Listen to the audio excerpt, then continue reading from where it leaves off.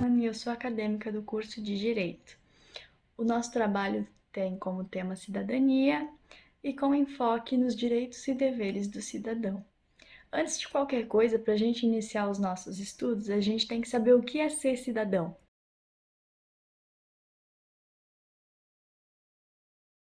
Segundo o dicionário Aurélio, cidadão é aquele indivíduo no gozo dos direitos civis e políticos de um Estado, ou desempenho de seus deveres para com eles. Habitante da cidade, indivíduo, homem ou sujeito. Ser cidadão, porém, não é além de simples conceito descrito no dicionário. Podemos entender que ser cidadão é participar como agente atuante de uma sociedade, e não deixar-se oprimir e nem subjugar. Encarar o desafio de defender seus direitos na busca de uma sociedade mais igualitária. Ser cidadão não se resume a cobrar do governo os altos preços pelos impostos. É, acima de tudo, respeitar o próximo no sentido mais amplo possível, independente de sua cor, raça, gênero ou religião. Alguns eventos indicam que a cidadania é como elemento-chave para sua realização, tal como passeatas, manifestações em prol da dignidade e na política contra a violência. Outras atitudes cotidianas também representam a evolução do conceito de cidadão, como respeitar filas ou não jogar lixo nas ruas, por exemplo. Ser cidadão é ser gente, respeitar o próximo como a si mesmo. Ser cidadão é ter e exercer a cidadania. Conhecer os nossos direitos e deveres é fundamental para a cidadania. É um direito nosso saber dos nossos deveres e é uma obrigação, é um dever do Estado intervir para que isso aconteça. Ser cidadão não é ficar de braços cruzados esperando que os problemas se resolvam. Contudo, a gente precisa saber como lutar para a gente chegar onde a gente quer. Assim sendo, a gente não pode saber os nossos direitos e deveres sem a gente fazer uma viagem pela nossa Constituição Federal. Então é assim que a gente vai abrir os nossos estudos. Nós vamos conhecer a nossa Constituição. Aliás, vocês sabem o que é uma Constituição Federal?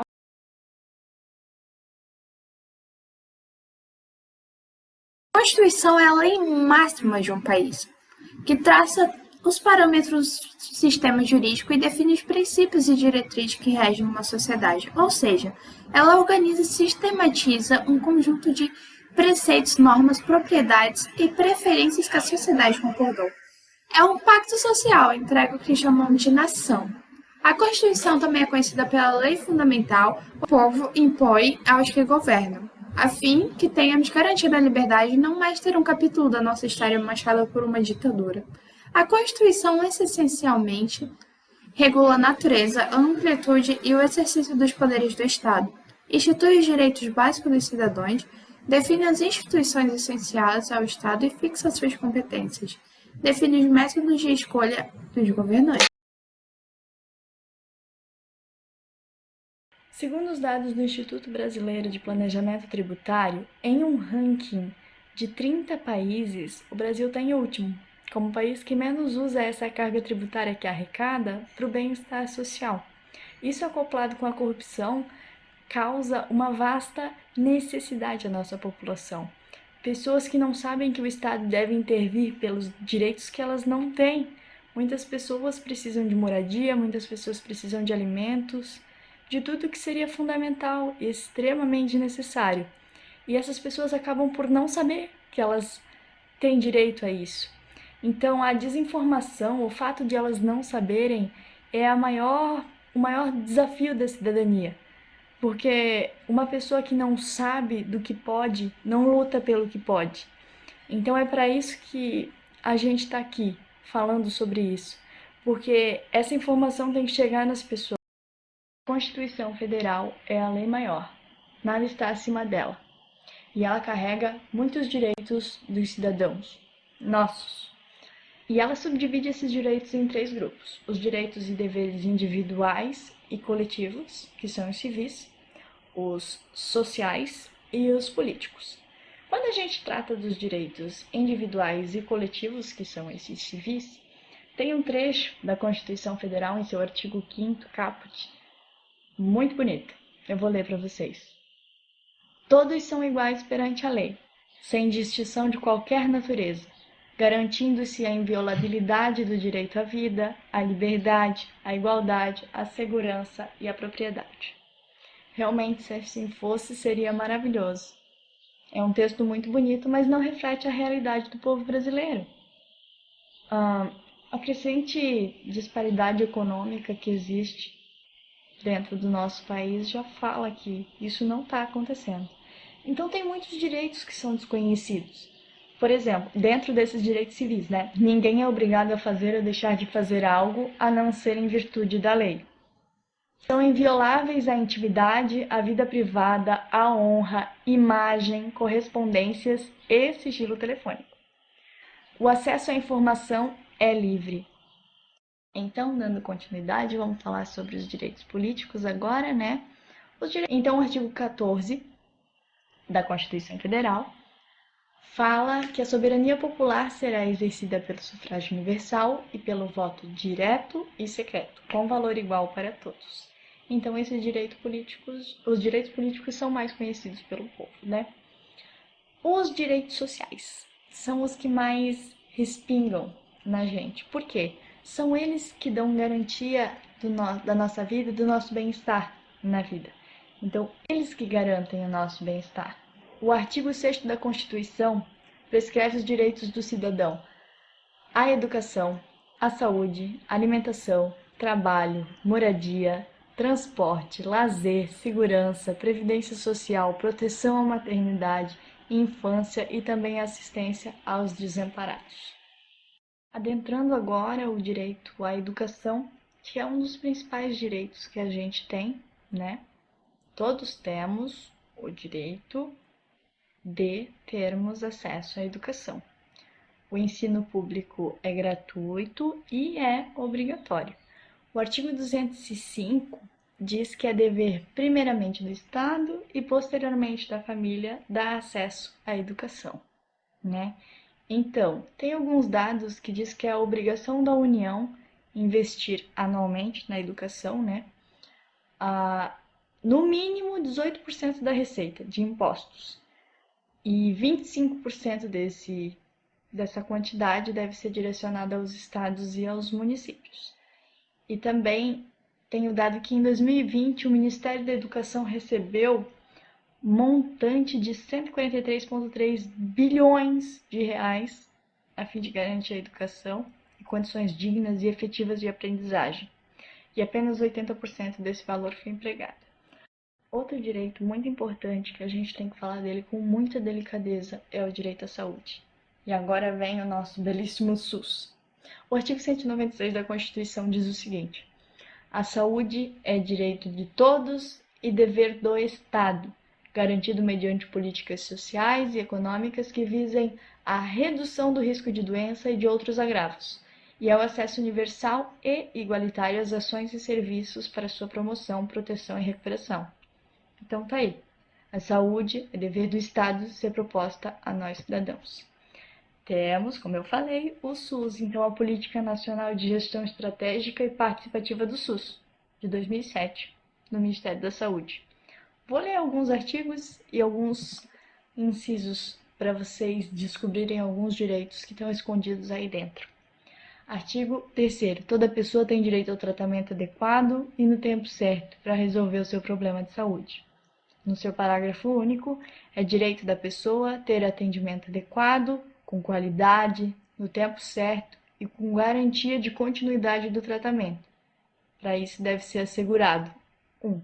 Atendimento ágil com tecnologia apropriada, por equipe multiprofissional, capacitada e com condições adequadas de atendimento. 2. Informações sobre o seu estado de saúde de maneira clara, objetiva, respeitosa e compreensível. 4. O acesso à continuidade da atenção no domicílio, quando pertinente, com estímulo e orientação ao autocuidado, que fortaleça sua autonomia e a garantia de acompanhamento em qualquer serviço que for necessário. O 4. Toda pessoa tem direito ao atendimento humanizado e acolhedor, realizado por profissionais qualificados, em ambiente limpo, confortável e acessível a todos. Parágrafo único. É direito da pessoa, na rede de serviços de saúde, ter atendimento humanizado, acolhedor, livre de qualquer discriminação, restrição ou negação em virtude da idade, da raça, cor, etnia, religião, orientação sexual, identidade de gênero, condições econômicas ou sociais, estado de saúde, de anomalia, patologia ou deficiência.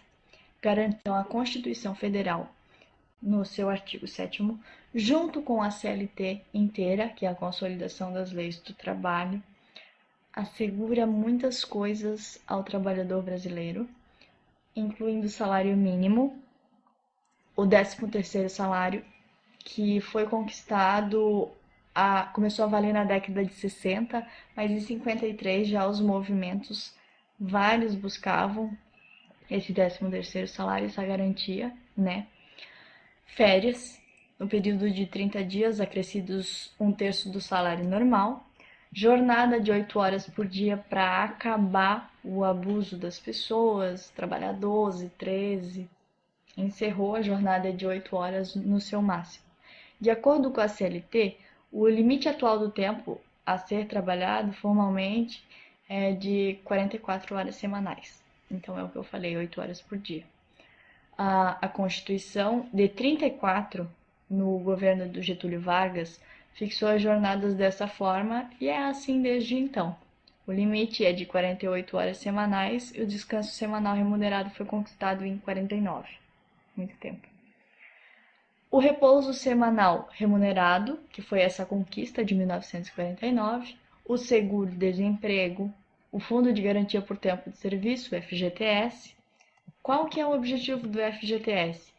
É proteger o trabalhador demitido sem justa causa, garantindo para ele que ele vai conseguir se realocar profissionalmente e não vai passar necessidade até que isso aconteça. Então é para isso que a gente tem o FGTS, esse fundo de garantia. Uma pessoa que é demitida sem justa causa tem direito ao FGTS. E pelo tempo que ele encontra outro emprego, ele vai ter esse fundo de garantia para si mesmo. Aposentadoria e pensões, estabilidade de trabalhadores, normas regulamentadoras sobre saúde e segurança nos locais de trabalho, extremamente necessário, os equipamentos que tornam o trabalho mais seguro e a saúde dessas pessoas, condições de higiene e tudo mais. A garantia de condições sanitárias, que foi o que eu falei, é lei também, não é só uma coisa idealizada, é lei. E mais direitos que o trabalhador tem garantidos pela CLT, né? Vamos lá. Carteira de trabalho assinada desde o primeiro dia de serviço, exames médicos de admissão e demissão, repouso semanal, é uma folga por semana, geralmente dada no domingo, né? Salário pago até o 5º dia útil do mês. Temos então assim os nossos estudos sobre os nossos direitos, principalmente, né? E os deveres que o Estado tem para conosco. A gente falou da saúde, falou do trabalho, da educação, dos direitos civis, sociais, políticos, todos de suma importância. Então eu espero que esses estudos ajudem vocês a conhecer os seus direitos e que vocês passem isso além, não fique só aqui dentro da sala de aula, porque ser cidadão é ter direito, é ter acesso. Então propaguem esse acesso. Vamos expandir os